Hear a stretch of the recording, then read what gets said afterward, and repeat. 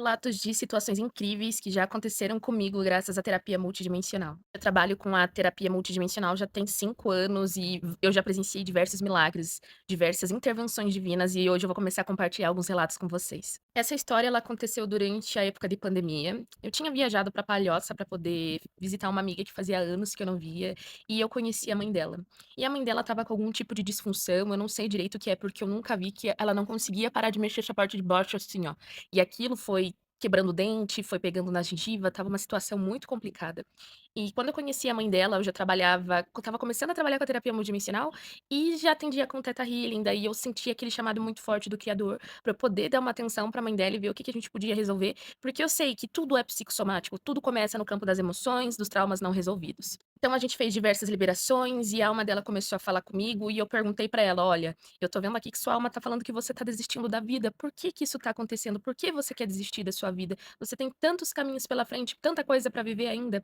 E ela disse que ela não aguentava mais de tanta dor que ela sentia com esse eu acho que era um tipo de bruxismo, eu não sei realmente o que que era aquilo. E aí a gente foi fazendo reprogramações, foi fazendo liberações, e de acordo com a minha amiga, porque depois eu voltei, né, pra minha cidade, liberou bastante, mas ainda continuava. E aí eu perguntava para o criador, porque no começo eu tinha muito ato de me responsabilizar pelo resultado das pessoas, sem entender que existe livre-arbítrio, sem entender que existe os processos de karma, e eu não vejo o karma como punição, e sim processo de aprendizado, em que se aquilo fosse removido, provavelmente ela não teria o aprendizado que a alma dela necessitava para a evolução dela. Então é muito complexo quando a gente lida com terapia e precisa ter muita maturidade para isso. Então, mais ou menos depois de uns 2 meses, eu estava na minha casa de boa, daqui a pouco era, eu acho que umas 7, 8 da noite, eu recebo a mensagem do meu mentor: "Leva agora sua amiga e a mãe dela para a clínica multidimensional.